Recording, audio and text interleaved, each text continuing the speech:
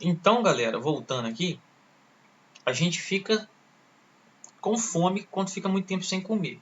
Essa fome se dá porque as nossas células, os nossos tecidos vão ficando sem abastecimento dos seus nutrientes para o seu bom funcionamento ao longo do tempo. Sendo assim, essas células e esses tecidos, tá, na falta desses nutrientes, eles vão produzir substâncias para sinalizar a sensação da fome, e isso é o que nos move a comer, tá? Então, por exemplo, quando o nosso estômago ficar vazio, tá? Fica vazio de tudo, isso já começa a indicar que a gente vai sentir fome. E isso é produzido devido a uma substância chamada grelina, tá? Que vai ser produzida pelo estômago, ok? Então, seu estômago vai ficando vazio. O estômago é igual uma bolsa, né? Ele vai ficando vazio, essa bolsa vai encolhendo. E aí ele começa a produzir a grelina, que vai estimular a sensação da fome no hipotálamo, tá? E ao inverso disso, quando ele está cheio, tá? As suas células de gordura já vão produzir um outro hormônio chamado de leptina, que vai agir no hipotálamo e vai dar a sensação de saciedade. Vamos ampliar aqui para a gente ver. Estômago vazio, tá? A pessoa vai produzir essa grelina, tá? Principalmente no estômago, tá? Mas também pode ser produzido no início do intestino. Então ela vai estimular o apetite, dando a sensação de fome lá no hipotálamo, né? A grelina vai estimular o hipotálamo, ele gera a sensação de fome. E a leptina é o seguinte: você comeu, né? Seu estômago vai ficando cheio, as células de gordura vão se abastecendo de gordura e aí naturalmente começa a produzir essa leptina que vai chegar no seu hipotálamo, começa a estimular e a produzir a sensação de saciedade. Aí é aquela coisa, né? O nosso zóio muitas vezes ele não dá muita ideia para leptina, não.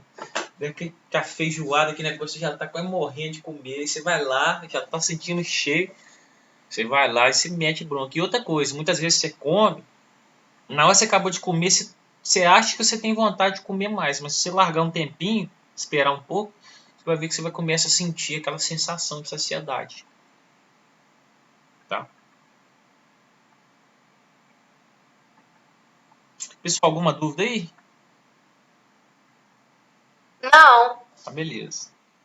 E aí, por fim, a gente chega nas glândulas chapeuzinho, que são as suprarrenais. Suprarrenais, né? Supra é acima do rim.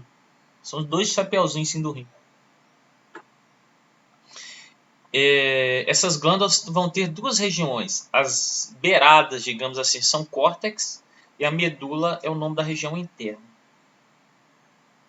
Aí aqui já tem um hormônio que a gente conhece lá do sistema excretor, que é a aldosterona, que tem a função de regular o sódio, né?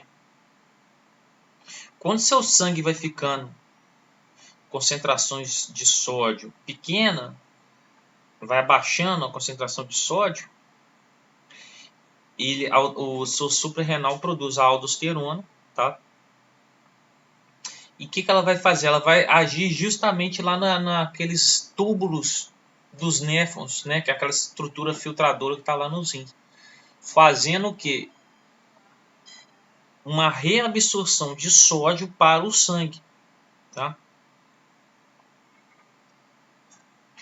E aqui também está falando que ela tem uma ligação com a função de produção de suor e a saliva.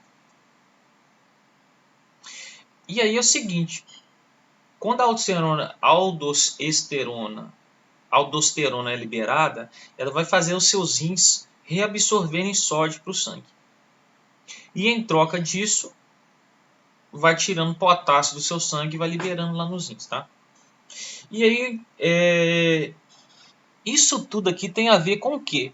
Você lembra que seus rins eles reabsorvem o líquido, a água que iria embora para a urina, para o sangue novamente, para você não desidratar. através do ADH, hormônio antidiurético. Isso só ocorre por causa da aldosterona. A aldosterona ela vai preparar o terreno para o ADH funcionar. Ela faz o quê? Ela faz seu sangue absorver sódio, então ele fica altamente concentrado. Aí chega o ADH e faz digamos assim, a liberação dos poros ali dos túbulos para fazer a passagem da água dos túbulos para o sangue altamente concentrado, né? Porque ela vai por osmose. Um sangue altamente concentrado próximo, através de vasos sanguíneos, estando próximo dos tubos renais, o ADH vai permitir a passagem. E o sangue altamente concentrado por osmose, ele cria, né, aquela, digamos assim, aquela sucção da água, né, dos túbulos para os vasos sanguíneos. Tá? E um outro hormônio também muito conhecido é o cortisol. O cortisol ele é um hormônio anti-inflamatório natural. Tá?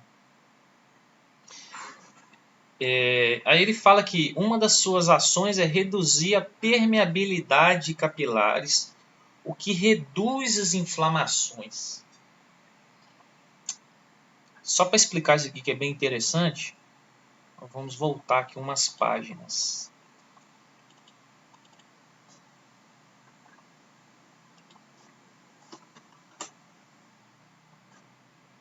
Melhor, vou botar lá no Google, para não precisar ficar sambando aqui.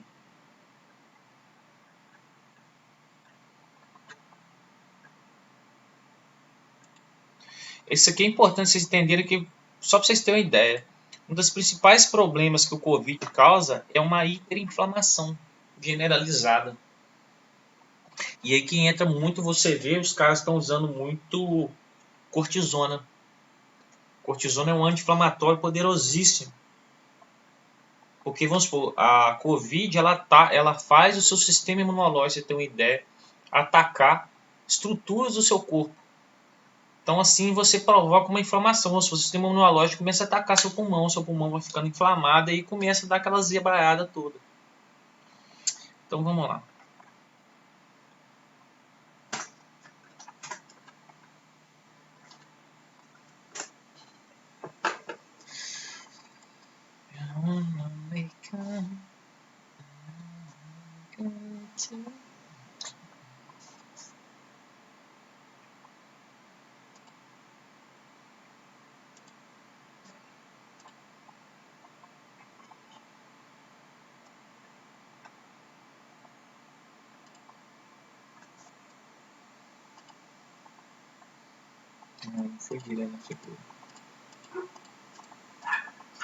Olha só, gente. O cortisol, não interessa que é figura. O cortisol, ele permite que células de defesa nossa saem dos vasos sanguíneos no qual ela circula e ataque ou neutralize corpos estranhos, estruturas estranhas do nosso organismo. Tá? E isso se dá porque o nosso vaso sanguíneo cria uma permeabilidade que permite com que essas células atravessem eles e ataquem essas estruturas. O pus, por exemplo, que é resultado em várias inflamações, né? Vamos dizer, tem um corte, um ralado aqui no seu braço, por exemplo, que não dá um pus depois, é justamente porque ali passou um corpo estranho, tem bactérias ali, seu organismo, através de sua célula de defesa, começa a neutralizar aquilo dali. Então, os resíduos dos micro-organismos e das células de defesas, né, que foram ao combate vão formando aquele plus. E, naturalmente, quando você começa e inicia esse combate, aquela região ali que foi afetada, ela inflama, ela incha, porque começa a juntar um monte de células, glóbulos brancos ali naquela região, então ela inflama, né, ela incha. Isso tudo acontece por causa que nossos vasos sanguíneos aumentam sua permeabilidade e permite que esse processo ocorra. E durante esse processo a região ela fica inflamada. O cortisol ele vai ser um hormônio que não deixa a inflamação acontecer. E ele faz isso, ó, reduzindo a permeabilidade dos capilares sanguíneos. Com isso, em certas ocasiões, suas células de defesa não vão atravessar os vasos sanguíneos e não vão atacar certas partes do seu corpo, gerando processos inflamatórios. Tá? Entendido, galera? Alguma dúvida a respeito dessa questão da permeabilidade? A pessoa que enfatizou isso aqui, para fazer sentido. Tá? Aí eu vou te dar um exemplo. O que é uma doença autoimune? Uma doença autoimune é quando as suas células, seus glóbulos brancos, começam a atacar estruturas do seu próprio corpo. O próprio COVID, ele gera isso aí durante as suas fases mais avançadas. E nisso que elas vão atacando, seus glóbulos brancos vão enfrentando isso do seu corpo, você vai causando uma inflamação no pulmão, inflamação no coração, e por aí vai. E aí vai bagunçando a história. Quando você toma cortisona, é um anti-inflamatório extremamente poderoso. Cortisona ela é tão poderosa, tipo assim, por ser poderosa demais, ela tem seu lado bom e seu lado ruim. Né? Nenhum remédio ele é bonitinho, ele faz certinho, não, tudo você paga um preço. Cortisona, se você usar ela em grandes quantidades, ela sai da fase da função de anti-inflamatória e entra numa função imunossupressora. O que é isso? Ela abaixa seu sistema imunológico. Que aí nem célula de defesa direito você vai ter. Em certos casos é importante isso. Doenças autoimunes graves, você vai usando cortisona para esse fim. Além dela reduzir a inflamação, ela vai abaixando suas defesas. Porque assim as suas células de defesa não vão fazer estrago no seu corpo. Tá? Então é isso. Aí outra função do cortisol é o seguinte. É elevar a glicemia, que é a gliconeogênese. O que é isso? Se você ficar muito tempo sem comer, se não tem reserva mais de glicose, se está sem até gordura para fazer glicose ali, você vai promover a glicose usando proteínas.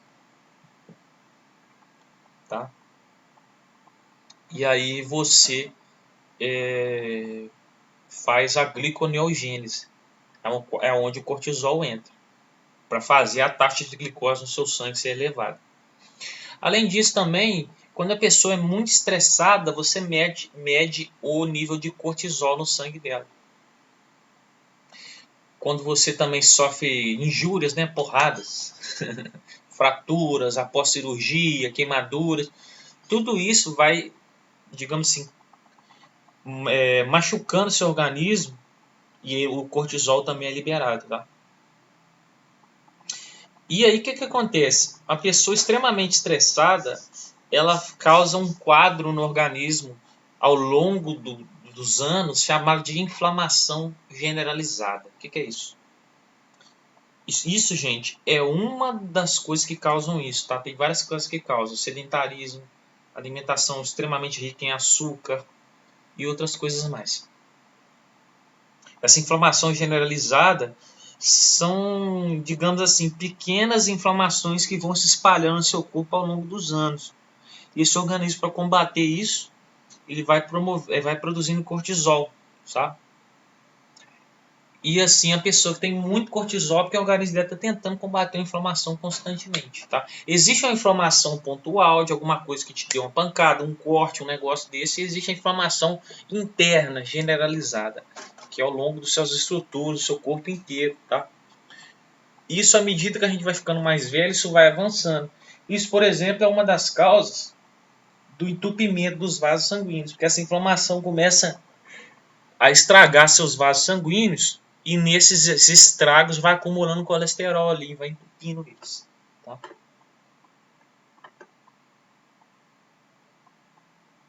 Aí tá falando, ó, seu potente por ser anti-inflamatório, a indústria farmacêutica produziu, né, a hidrocortisona, que é de onde vem a cortisona. Tá?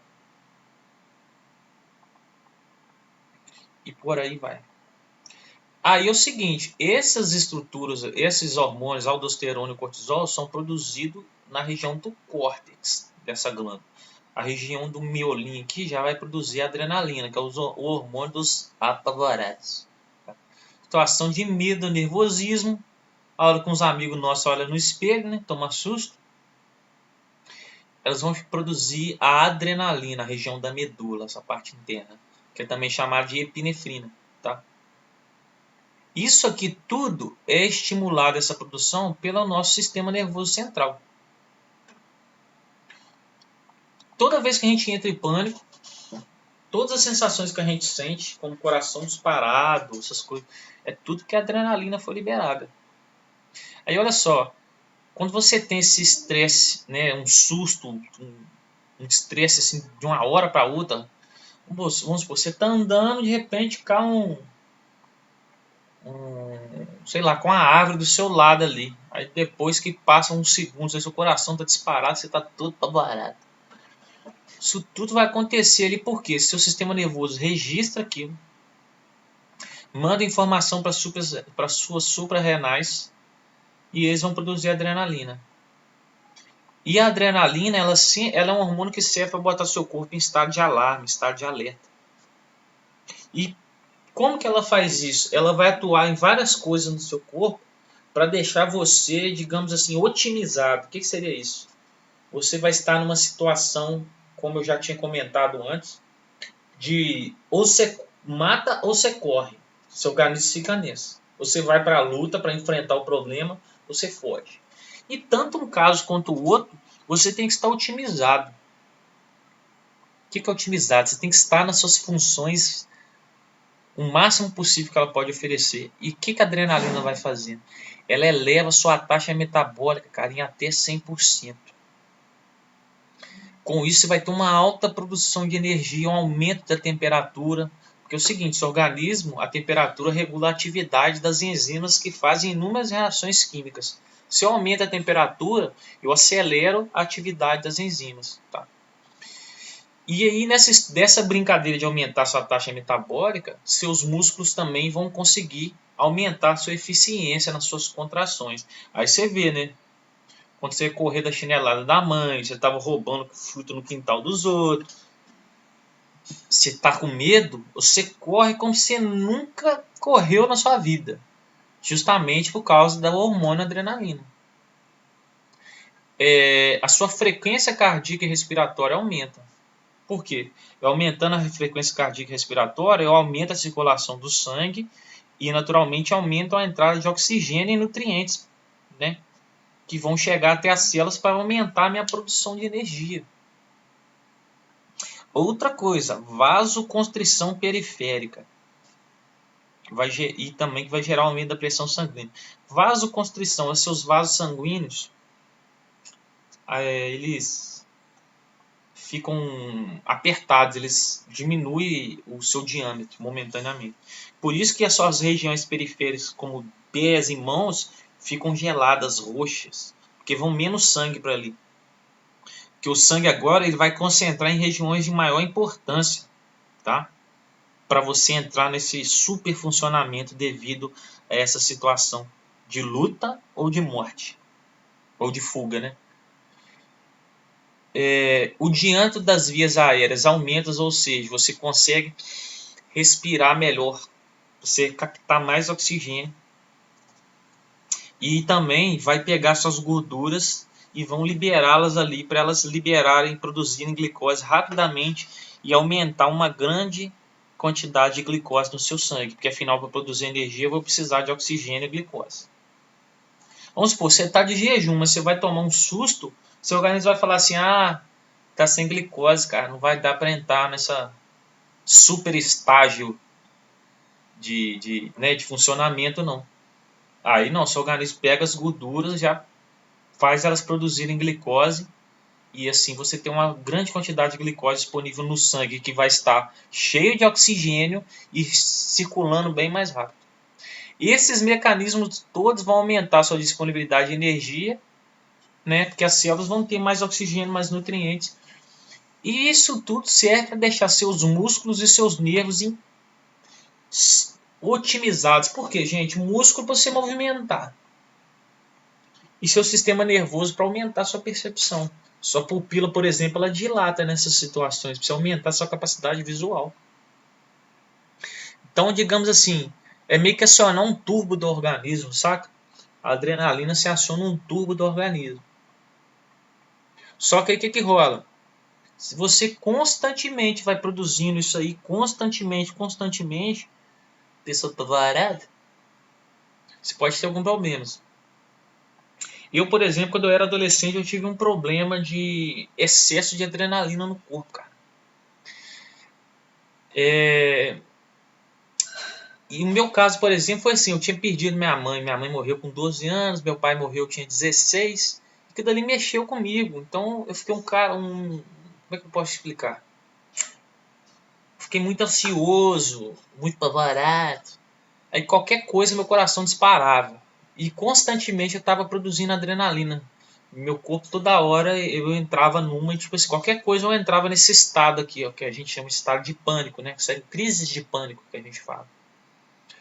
E toda hora a gente produzia isso aqui. O que aconteceu? O meu coração, que é um músculo, né? O coração ele é um músculo. Ele estava trabalhando constantemente em grande intensidade. E é igual um músculo da academia. Se você malha muito, seu músculo vai crescendo. Então, digamos que toda hora você fazendo isso aqui, você meio que está fazendo o coração trabalhar muito. Então, ele acaba crescendo. E assim foi o meu caso. Aí na época, eu lembro que eu tomei um remédio que era um antiadrenérgico. O que era isso? Meu coração estava aqui e, como a gente bem sabe, a adrenalina ela é um hormônio. E por ela ser um hormônio, ela é produzida aqui na suprarrenal, em cima do meu rins, e ela vai viajar no meu sangue até chegar nas células do meu coração, que é onde ela vai atuar ali para disparar o coração. E as células do coração vai ter os receptores. Aí eu produzia adrenalina ia, conectava aqui e fazia o serviço. Esse remédio que eu tomei, o antiadrenérgico, o que ele fazia? Ele vinha aqui e bloqueava o receptor, ou seja, ele se acoplava ao receptor, de forma que a adrenalina rodava aqui, na hora que ela chegava aqui, ela não conseguia se acoplar ao receptor. E aí não fazia o efeito sobre a musculatura cardíaca. Aí com o tempo meu coração ele foi voltando ao normal. Depois nunca mais aconteceu isso. Entendeu a lógica? É bem interessante. Ô, gente, até agora alguma dúvida aí? Não, Matheus. Um show.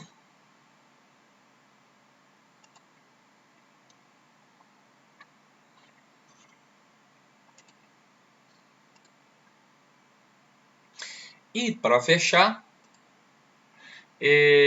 as gônadas que a gente vai estudar com mais detalhes em um capítulo para frente. O que são gônadas, gente? São as glândulas sexuais do ser humano. Por que glândulas sexuais? Porque elas vão produzir hormônios que vão estar relacionados, digamos assim, ao gênero masculino, feminino. Tá? Por exemplo, os ovários, que são as glândulas sexuais femininas, produzem predominantemente estrógeno e progesterona. São hormônios predominantemente femininos. Os testículos, que são as glândulas sexuais masculinas, produzem predominantemente testosterona. Tá?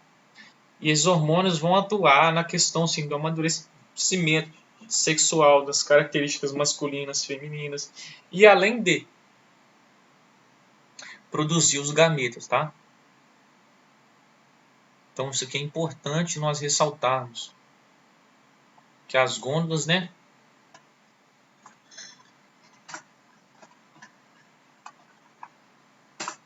relacionados ao gênero sexual. Só que aqui, galera, é um gênero biológico, né? Não vamos falar de escolha. Não é tipo assim, se eu quero ser homossexual, minha glândula vai produzir outro hormônio. Não. Isso aqui é, digamos assim, é da sua natureza genética mesmo, não tem jeito. Lógico.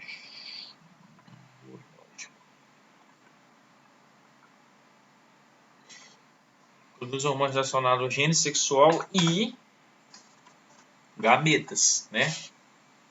São células reprodutivas.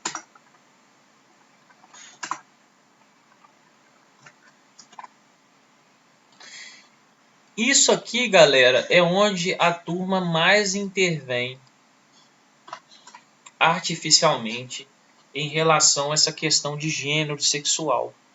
A turma, homens, né, para terem características femininas, começam a tomar hormônios femininos, tá?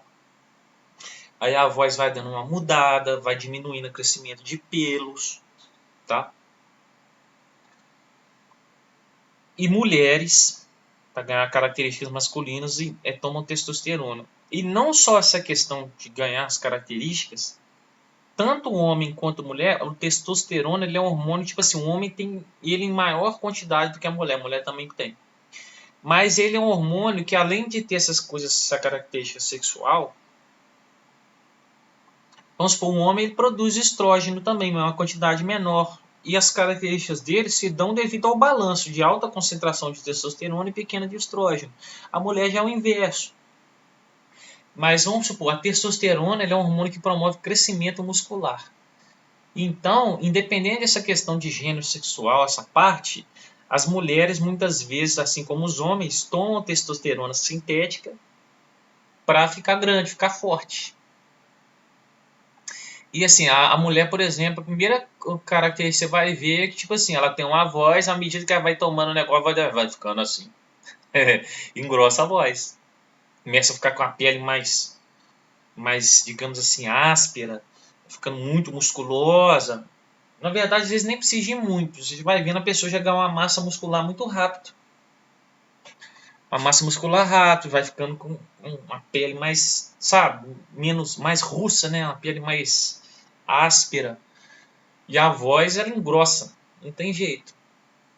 Porque esse hormônio, como eu falei, são hormônios relacionados ao gênero sexual biológico. Ou seja, o homem ele vai engrossando a voz na adolescência, que ele vai ter uma alta concentração de produção de testosterona.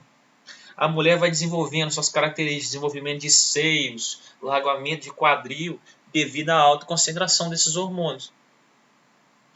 Então, quando a mulher vai devido a fins estéticos, né, e noias, digamos assim, quer ficar igual a camuça da capa da revista que passa um Photoshop arrumado lá para ficar com a barriguinha daquele jeito, tudo aquelas coisas. O que acontece? Ela vai injetando testosterona. Então o nível de testosterona vai subindo a tal ponto que começa a interferir, gerando momentaneamente ou em pequenas quantidades características masculinas, tá? Então isso aí é uma coisa muito complicada. É muito comum as pessoas usarem, e isso é um uso clandestino. Ela vai lá, conversa com o médicozinho vai lá, dá uma receitinha para ela. Existe a reposição hormonal dessas coisas. Mas é o seguinte, olha, você está na sua adolescência, sua testosterona tinha que estar 200, seu organismo está fabricando 50, está na hora de você espichar. O que o médico vai fazer? Vai te meter testosterona.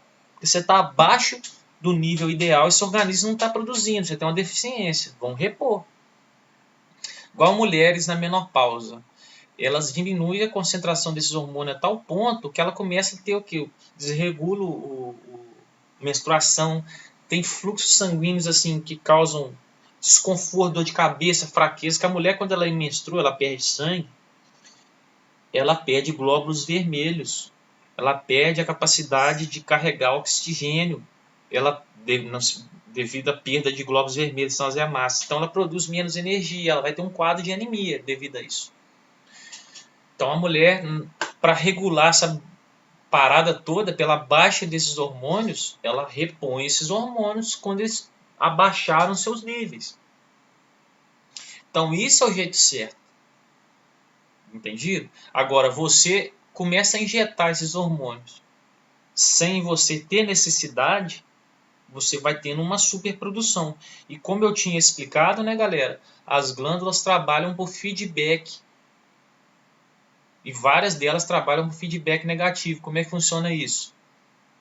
Se tem pouca concentração do hormônio no seu sangue, as glândulas produzem para elevar essas concentrações. A hora que a concentração no sangue fica cheio, as glândulas param de trabalhar. Então, se você vai tomando esses hormônios aqui, seu sangue está sempre cheio, sua glândula falando, o quê? Não vou produzir nada não. Para quê? Tá cheio? Aí, com isso, elas vão ficando preguiçosas. A hora que você para de tomar o hormônio, sua glândula não está acostumada a trabalhar mais. Aí está o problema. Pessoal, alguma dúvida? Não. Beleza. E agora nós vamos fechar aqui. Cadê o livro? Outras regiões que vão produzir hormônios, tá? O rim ele vai produzir a eritropoetina, que ajuda na produção de hemácias lá no fígado. E a renina. A renina vai ter a função de elevar a pressão arterial, tá? Porque, digamos assim, a renina ela estimula um efeito dominó, que é produzir uma outra substância, que é a tensina, que faz o seu vaso sanguíneo encurtar o seu diâmetro, que eu chamo de vasoconstrição. O estômago produz a gastrina, que é um hormônio que estimula a produção do líquido estomacal, que é aquele líquido cheio de ácido. Por isso que quando você fica mastigando chiclete, é um problema, porque você não está comendo nada, está indo só um caldinho. E esse caldinho vai estimular seu estômago a produzir esse hormônio, e seu estômago, através desse hormônio, vai fazer aquele suco gástrico, aquele líquido todo ácido pra caramba ser liberado. Aí fica lá as paredes do seu estômago, sem nada ali dentro, aquele líquido ali altamente ácido em contato com as paredes do seu estômago. Aquilo com o tempo, sabe o que acontece? Esse líquido começa a corroer a parede do seu estômago. Aí a gente chama isso de gastrite. Tá? Agora, quando tem um alimento ali, esse líquido já vai atuando, essa acidez em cima do alimento. Então, só alivia a parede do estômago. Porque a parede do seu estômago ela é altamente protegida para lidar com esse suco gástrico. Porém, para lidar quando tem comida. Agora, você fica direto ingerindo coisas que não, digamos assim, fazem o suco gástrico ser produzido, mas chega lá dentro do estômago, não tem praticamente nada para o suco gástrico trabalhar, ele vai ruindo sua parede. Igual a Coca-Cola. Coca-Cola, pra você ter uma ideia, ela tem uma acidez comparada ao suco gástrico. Então, se você toma Coca-Cola, seu suco gástrico vai ser liberado por causa da Coca-Cola tá no seu estômago. E aí junta a Coca-Cola extremamente ácida, qualquer refrigerante, tá? Com suco gástrico extremamente ácido, ao longo de várias vezes, né, você vai bombardeando ali, aí começa a aparecer a gastrite. O duodeno, que é uma região inicial do nosso intestino, vai produzir a secretina. Ela vai estimular, quando a comida chega lá no duodeno, o duodeno produz a secretina, que vai fazer o seu pâncreas produzir o suco pancreático. E também a comida chegando lá vai fazer o duodeno liberar a colocistocinina, que vai fazer a sua vesícula biliar liberar uma substância chamada de bile, que ajuda a digerir gorduras. Para fechar, a nossa glândula pineal, que é uma glândula que está lá no miolinho do cérebro, parece um carocinho de feijão que a gente falou lá no início, ela vai produzir a melatonina, que é um hormônio que ela é produzido no escuro e promove a sonolência. Tá? Aí que entra o problema da tela do celular, gente, que a tela do celular ela tem luzes ali que, para essa glândula produzir essa substância, é necessário o escuro, sabe? Você não pode ter claridade. E aí você pode reparar, quando a gente fica com o celular olhando o dia inteiro ali, a noite inteira, dependendo, custa vir um sono. Se você acordar de noite assim, eu por exemplo, se eu acordar de noite, pegar para ver o celular, tá tipo assim, acordei, tomei sonolenta, vou pegar para ver o celular. Tchau, filho. Aí eu perco um sono. Você for ficar com aquela luz ali que dali te desperta. Agora, se você ficar na cama ali dando uma roladinha para lá para cá naquela sonolência, uma hora você dorme. Então a luz dos eletrônicos, eles vão interferir nessa escuridão necessária para a produção da melatonina, que é um hormônio que regula o nosso sono, tá? E além disso, ele regula, esse hormônio regula o biorritmo. O que é isso? Durante o sono, à noite, seu organismo funciona de um jeito, durante o dia, seu organismo funciona de outro. E aí, por exemplo, quando nós fazemos viagens, que você tem mudanças bruscas de horário, você desregula o ciclo do seu sono, aí você vai ter um cansaço excessivo, né? Aquela coisa de mudança de fuso horário. Tá? Aí tá falando, a maneira de se fazer isso é você, a hora que der sono, você dorme, você regular isso aí, a hora que der sono, você vai dormir com a luz apagada. Tá? Que aí seu relógio biológico ele vai começar a regular dentro daquele fuso horário do país que você tiver. Beleza? Galera, isso aqui, só para fechar, o ciclo do sono é um negócio extremamente louco. Porque se você vai perdendo o ciclo do sono, você vai perdendo a capacidade de dormir, isso vai desregular toda a produção hormonal, todo o funcionamento do seu corpo, isso que leva até a loucura. Cara. Se a pessoa ficar sem dormir muito tempo, ela enlouquece. Beleza, galera? Alguma dúvida aí? Tranquilo. Então, show. Então, por hoje é só. Aí, até o final de semana, eu libero as questões aí dessa parte, que aí vai ser do sistema endócrino para frente. Falou? Tá bem, Matheus. Abração para vocês aí. Até mais. Tchauzinho. Tchauzinho. Vão com Deus.